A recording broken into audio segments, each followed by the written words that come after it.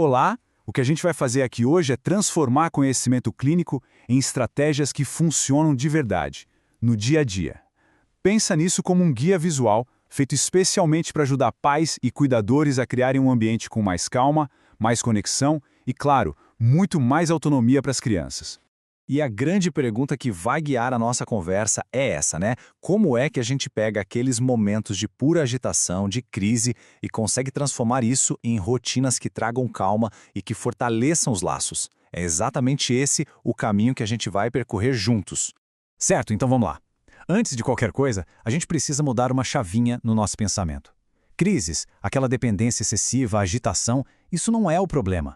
Pensa neles como sinais, como uma forma de comunicação. O nosso trabalho a partir de agora é aprender a decodificar o que esses sinais querem dizer.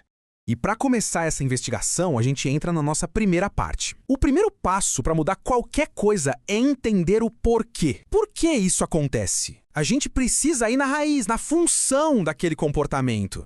E aqui está o pulo do gato. O que a gente chama de comportamento funcional. Sabe aquelas ações que parecem só teimosia ou um problema? Na verdade, elas têm uma função, um propósito. Pode ser para comunicar algo que a criança não consegue dizer com palavras, para escapar de uma tarefa que está sendo difícil demais ou para conseguir alguma coisa, como atenção. Entender isso muda completamente o jogo. Agora que a gente já entende a função, como é que a gente age? Bom, aqui a gente vai falar do poder da estrutura. Um dia previsível é, sem dúvida, a base para reduzir a ansiedade e construir estabilidade. Por quê? Porque um ambiente organizado diminui a sobrecarga mental da criança. E como é que a gente faz isso na prática? É mais simples do que parece. Primeiro, a gente lista as atividades mais importantes do dia. Segundo, para cada atividade, uma imagem bem clara. Terceiro, a gente organiza tudo naquela lógica do primeiro a gente faz isso, depois a gente faz aquilo. E o quarto passo, talvez o mais importante de todos, consistência. É a repetição que cria a previsibilidade. E olha só como isso pode ser simples e eficaz. Um solzinho para a hora de acordar, uma tigela para o café, a escova de dentes e o carrinho para ir para a escola. É visual, é direto, é um mapa claro do que vai acontecer. Isso por si só já diminuiu um monte a ansiedade e a resistência. Certo? Já temos a estrutura. Qual é o nosso segundo pilar? A regulação emocional. E a grande estratégia aqui é substituir o momento da crise por uma pausa. Mas não é qualquer pausa. É uma pausa estruturada e, o mais importante, combinada antes. Para essa pausa funcionar, a gente precisa entender o que é corregulação. Uma criança no meio de uma crise não consegue se acalmar sozinha. Ela precisa de um adulto calmo por perto que funcione como uma âncora, sabe? Alguém que ofereça o suporte externo para que ela consiga voltar a um estado de equilíbrio. Nesse momento, o adulto é o regulador. E esse quadro aqui mostra um contraste muito poderoso. De um lado, quando a gente reage no calor do momento, a gente pode sem querer ensinar que a crise é uma forma de escapar das coisas. Do outro lado, com a pausa combinada, a gente ensina uma forma saudável de pedir ajuda, e aos poucos a criança aprende a se regular. É a diferença entre só apagar um incêndio e instalar um sistema de prevenção. Tá, mas como a gente implementa essa pausa? O protocolo é bem claro. São 4 passos. Primeiro, combinem o sinal. Pode ser uma palavra, um gesto, um cartãozinho. Segundo, o tempo da pausa é curto e definido, de 2 a 5 minutos. Terceiro, vão para um lugar calmo. E agora, o quarto passo é a chave de tudo, a pausa com retorno. A pausa serve para se acalmar e não para fugir da tarefa. Quando o tempo acaba, a gente volta. Isso é fundamental para não reforçar o comportamento de fuga. Beleza, já temos rotina, já temos a ferramenta da pausa, agora vamos falar de autonomia. Principalmente naquelas tarefas de autocuidado que, às vezes, parecem uma montanha. A nossa estratégia vai ser justamente quebrar essa montanha em pedrinhas bem pequenas. Na psicologia, a gente chama isso de fatiamento.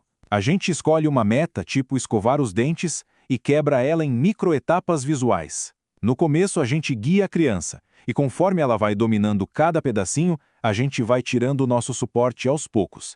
Isso diminui a ansiedade e a dificuldade de começar. Vamos ver na prática? Aquela tarefa enorme de escovar os dentes começa com uma única ação, bem simples, só pegar a escova. Pronto. O ponto de partida é claro, pequeno e totalmente possível de ser feito.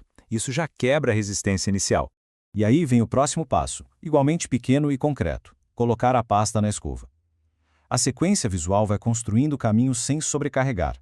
Cada passo concluído é uma pequena vitória que dá confiança para seguir em frente. E só agora a gente chega na ação principal. Percebe? Ela só acontece depois que os 2 primeiros passos, que prepararam tudo, foram completados com sucesso. Nesse ponto, a tarefa já não parece mais tão gigante assim. E por fim, a conclusão. A sequência visual mostra um começo, um meio e um fim bem definidos. Isso não só ensina a tarefa, mas constrói algo muito maior, independência e um sentimento poderoso de eu consigo fazer. E agora, a gente chega num ponto fundamental. Como fazer tudo isso durar? Como garantir que o progresso não se perca? A resposta está na prevenção, em monitorar de perto e, claro, na consistência. A melhor forma de lidar com uma crise é evitar que ela aconteça. E para isso, a gente precisa ficar de olho nos primeiros sinais de sobrecarga. Um aumento na agitação, as primeiras recusas, a mudança no tom do chorro. Se a gente identifica esses sinais, pode agir antes, oferecer uma pausa combinada e impedir que a situação escale. E essa frase é talvez a mais importante de todas. A estrutura, a rotina visual, a pausa combinada. Isso não é uma muleta que a gente usa por um tempo e depois joga fora. Não. Essa é a base que mantém a criança estável. Retirar esse suporte só porque as coisas melhoraram é um dos maiores riscos para que aconteça uma regressão. A consistência é o que sustenta.